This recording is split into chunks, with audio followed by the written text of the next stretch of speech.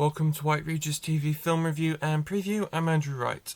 This week, Bad Boys Ride or Die was released in cinemas as the fourth installment in the Bad Boys franchise.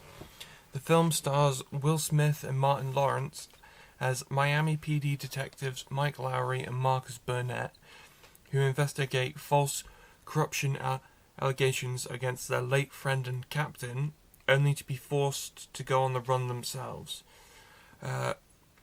This film is notable for being Will Smith's first film after his Oscar slap controversy. It's also notable because the directors Adil and Balil, I believe that's how it's pronounced, they directed the third film For Life, and then they went on to direct the Marvel miniseries Miss Marvel. Then they went on to direct Batgirl, which was famously shelved after being in pre-production because of money issues at the studio. So this is their first film after all that roller coaster. I went into this film expecting to at least enjoy it because I liked Bad Boys 1. I didn't like Bad Boys 2 because it felt very juvenile and I disliked Michael Bay's juvenile style. And I liked 3.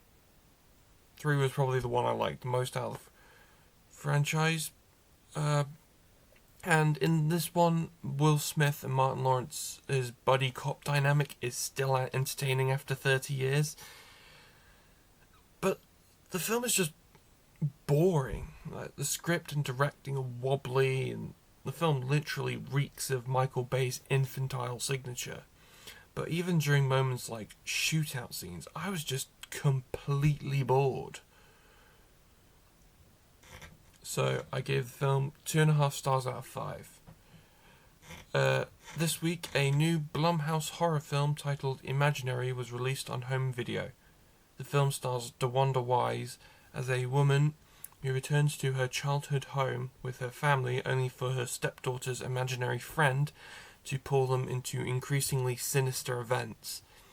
The film was released in cinemas in March and was a box office success, but was a failure with critics and audiences. Now, I checked out this film because I like a lot of the horror films that Jason Blum produces, and this film exceeded my expectations. I think the film's actually quite intelligent with its horror. I think DeWanda Wise and Piper Brown give great performances, and the film is photographed really well, and it brilliantly balances sort of like family drama with creepiness, but there's also an element of like sweetness to the film. The third act is weak, but there was stuff about it that I liked, but I can't say because it'd be spoilers. So I give the film 4 stars out of 5. That's all I have for this week, but be sure to check back next week where I'll be previewing Pixar's Inside Out 2. I won't have a review for it next week because I'm seeing it on next Saturday.